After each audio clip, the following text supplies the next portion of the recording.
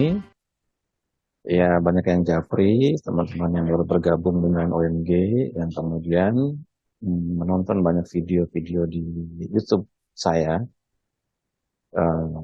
Kemudian pengen tahu lebih detail sebenarnya apa sih keajaiban olah napas. Walaupun saya pernah bikin video mengenai bagaimana pengaruh olah napas terhadap perubahan ini dan itu, gitu kan. Tapi itu hanya sebagian saja, sebagian. Nah, supaya lebih seru, saya munculkan slide di pinggir sini. Ini slide-nya menarik sekali. Saya gedein aja ya. Oke. Jadi judul dari PowerPoint kali ini adalah From Lung to Brain. Dari paru-paru ke otak. Nah, sebenarnya bisa kemana saja, nanti kita akan lihat. Tapi ini sebuah topik yang cukup menarik. eh, yang menunjukkan bagaimana keajaiban dari olah napas atau miracle of breath. Jadi kalau Anda ingin tahu miracle of breath, Anda masuk ke channel YouTube Mas Gunggung. Karena cuma di channel YouTube itu membahas mengenai olah napas secara sangat detail, dihitung detik-detiknya, dihitung frekuensinya, rujukan jam dan sebagainya. Jadi Miracle of Breath itu cuma ada di channel YouTube Mas Gunggung penjelasannya.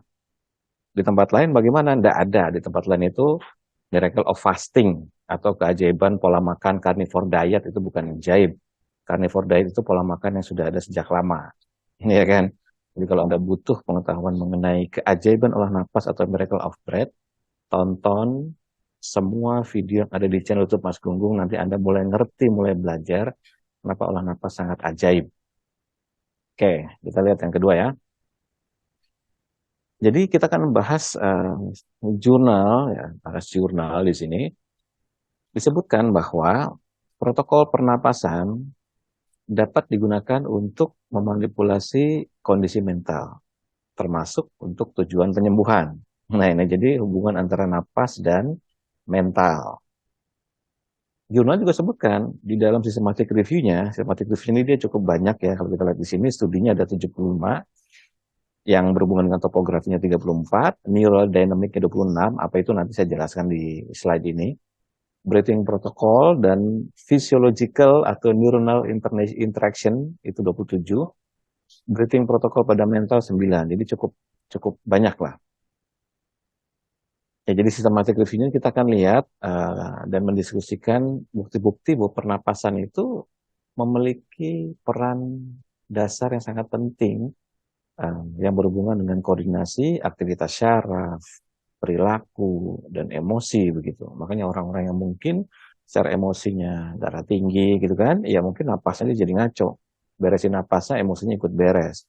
Perilakunya juga aneh, misalnya narsistik personal disorder, NSD misalnya gitu kan. Ya, itu juga dia ada hubungan sama napas. Jadi kalau napasnya diberesin, insya Allah itu juga ikut beres.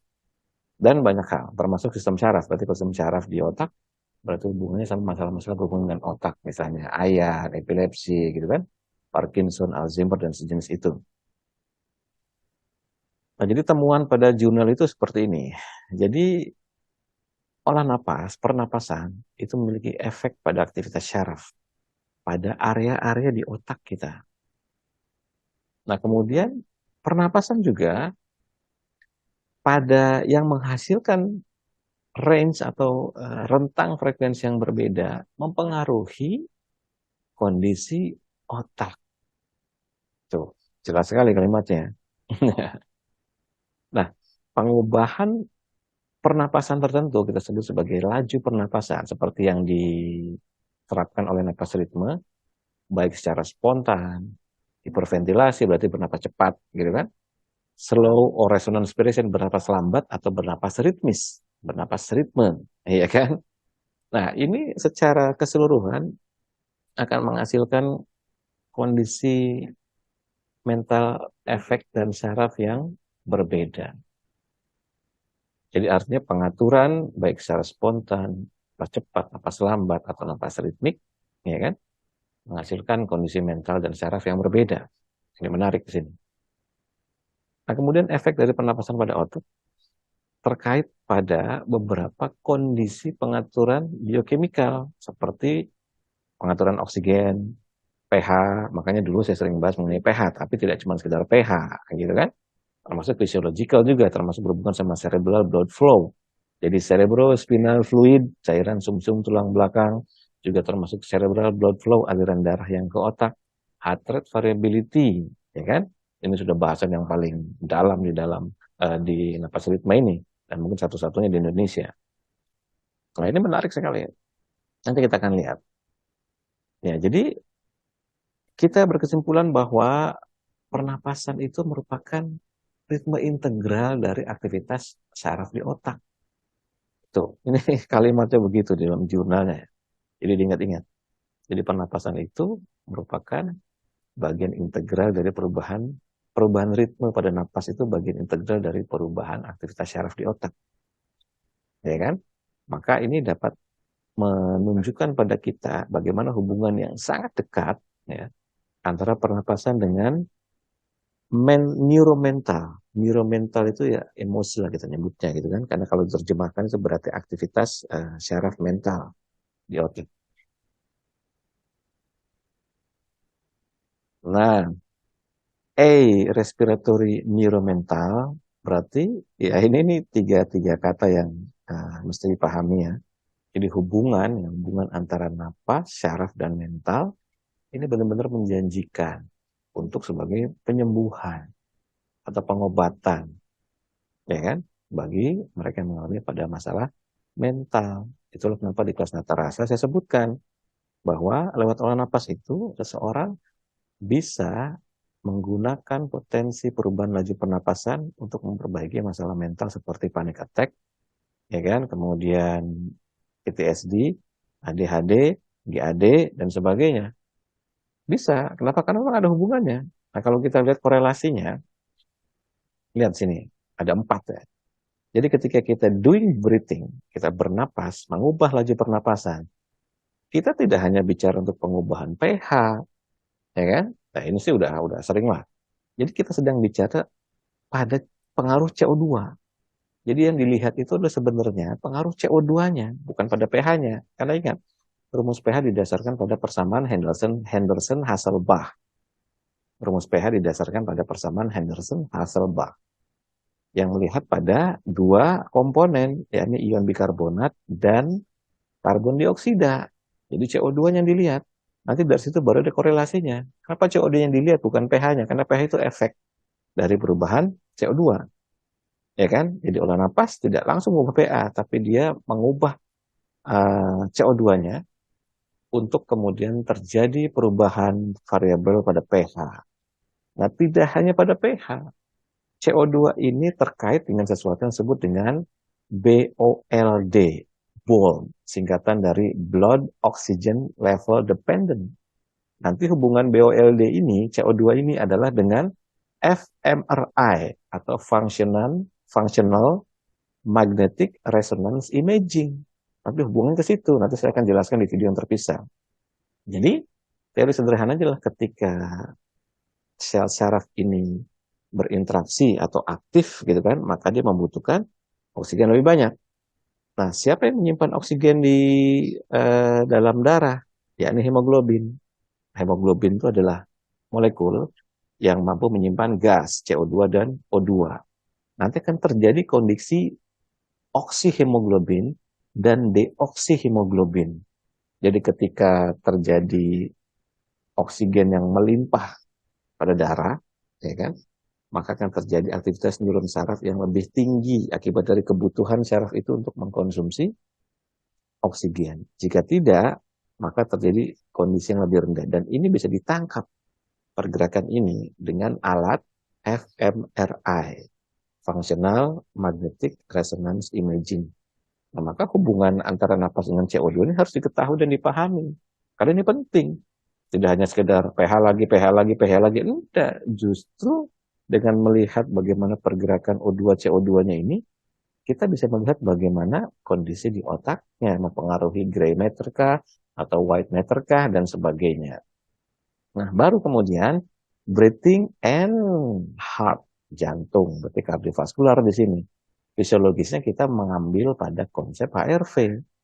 Itulah kenapa HRV jadi penting. Ya kan? Karena heart rate variability adalah konsep yang memang sangat terintegrasi dengan napas ritme, harus belajar ini, nanti seminarnya akan diadakan di bulan ini. Disarankan ikut untuk mendapatkan pengetahuan tambahan. Nah, baru kemudian ada namanya topografi dinamik yang berhubungan dengan neuronal activity, aktivitas syaraf di otak. Lewat napas bisa pengaruh. Lewat CO2 tadi berarti BOLD, blood oxygen level dependent, berarti akan mempengaruhi hasil dari functional magnetic resonance imaging atau fMRI. Nah, baru terakhir di sini ada mental activity, dan ini semua saling berkaitan.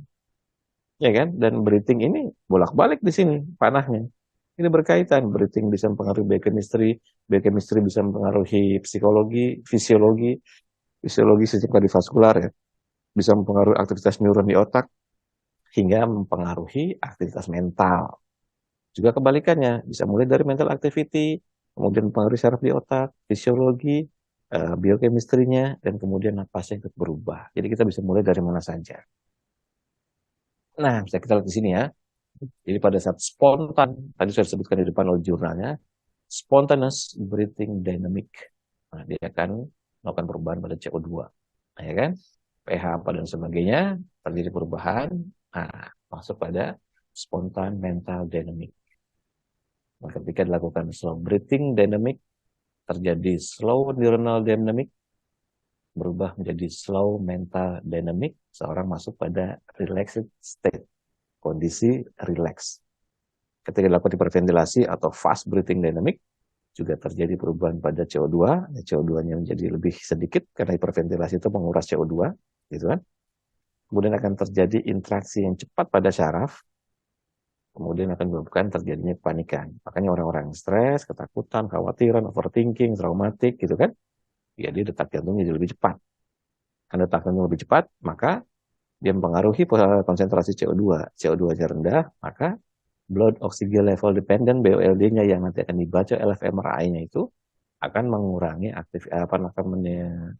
oksigen jadi tinggi, gitu kan. Oksigen tinggi berarti dia akan meningkatkan aktivitas syaraf dan kemudian terjadi kecemasan pada otak. Nah, jadi ini pada kondisi-kondisi seperti ini sangat kita lihat hubungannya erat sekali, ya kan? Antara napas yang spontan dengan jantung dengan CO2, antara napas yang dilambatkan dengan jantung dengan CO2, antara napas yang dicepatkan dengan jantung dengan CO2, gitu kan?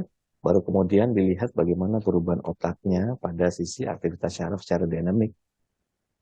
Nah, jadi memang keajaiban olah napas tuh sekalian memahami konsep frekuensi, karena di sini kelihatan di sini, gitu kan? 0,1 gitu kan, bergeser, ini geser 0,2, ini bergeser 0,5 dan seterusnya. Jadi sekalian memahami konsep napas ritme, Anda mudah untuk memahami hal seperti ini, karena kata kuncinya ada pada frekuensi. Nah, ini pengaruh-pengaruh dari breathing, dari napas pada berbagai region area otak. Yang ini berarti paru-paru dengan otak secara langsung. Yang ini berarti konsep HRV, heart rate variability, jantung dengan otak. Yang ini berarti molekul CO2 dengan otak. Dan ini adalah pengaruh ketika napasnya, mempengaruhi jantungnya, kemudian CO2-nya terhadap otak secara kesimpulan garis besar. Jadi artinya otak kita kan ada beberapa area, gitu kan? Ada gray matter, ada white matter. Jadi kalau kita ingin menstimulasi area-area tertentu seperti yang disebutkan pada angka-angka nama-nama ini, misalnya PFC, prefrontal cortex misalnya gitu kan, ya berarti kita harus pakai ritme-ritme yang bagaimana? Nah, gitu. Kita harus pakai laju pernapasan yang bagaimana? Ya gampang, kita harus pakai teknik ritme yang mana untuk bisa menstimulasi area-area tertentu ini. Nah, di sini mulai kita melihat bahwa napas itu ajaib. Dengan pengaturan napas, Anda bisa proven by science, bisa mengatur area-area tertentu di otak. Nah, makanya keajaiban olah napas itu harusnya dijelaskan seperti ini. Jadi masyarakat tuh tahu bahwa olah napas tuh bisa seperti ini luasnya, begitu kan? Bagaimana olah napas mempengaruhi CO2, bagaimana olah napas mempengaruhi heart rate variability pada jantung, bagaimana olah napas bisa langsung direct mempengaruhi gelombang otak, ya kan? Bahkan bisa mempengaruhi tiga-tiganya sehingga mengubah mental state pada saat itu. Nah, seru ya. Nah, ini lebih detailnya. Jadi area-area tertentu pada otak ini Anda bisa lihat. Ini angka-angkanya semua pakai frekuensi di sini. Iya kan? Pakai frekuensi. Masalahnya kalau misalnya Anda nggak ngerti konsep nafas ritme yang berbicara frekuensi, Anda bingung bagaimana penerapannya. Ya kan, Anda kan bingung bagaimana penerapannya. Karena ketika melihat sudut pandang frekuensi, sementara keajaiban olah nafas itu cuman dilihat dari sisi pH, nggak ketemu jadinya. Cuma satu bagian aja tadi, gitu kan. Antara napas dan CO2, cuma ketemu di situ aja. Tapi kalau frekuensi ini jadi enak. Anda bisa nyambung ke otak, Anda bisa nyambung ke jantung, Anda juga bisa nyambung ke semuanya yang ada di alam ini. Karena pada dasarnya semuanya di alam ini adalah memancarkan frekuensi. Ya kan? Dan napas kita menghasilkan frekuensi. Maka frekuensi ketemu frekuensi. Jika sama terjadi resonansi, kan gitu. Makanya ada frekuensi yang membangun, ada frekuensi yang merusak, ada yang saling menguatkan, ada yang saling menegasikan, gitu kan? Kemudian ada frekuensi komunal, dua atau lebih orang yang berlatih frekuensi yang sama, maka amplitudenya saling membesarkan. Kemudian ada resonansi individual, dan ini ketika resonansi napas kita diarahkan pada bagian dalam tubuh kita, dan seterusnya. Nah, seru kan? Nah, jadi dengan menggunakan teknik-teknik napas tertentu yang diubah laju pernapasannya, Anda bisa atur itu. Anda bisa atur untuk menstimulasi area yang mana.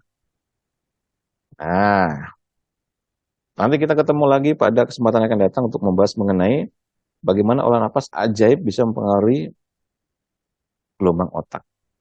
Dan kemudian mengubah mental state dalam konsep fMRI, Functional Magnetic Resonance Imaging. Bersama Mas Bung di sini dari OMG, tempat satu-satunya di mana Anda akan menemukan berbagai penjelasan mengenai keajaiban olah nafas. Cuman di OMG. Assalamualaikum warahmatullahi wabarakatuh, selamat siang semua.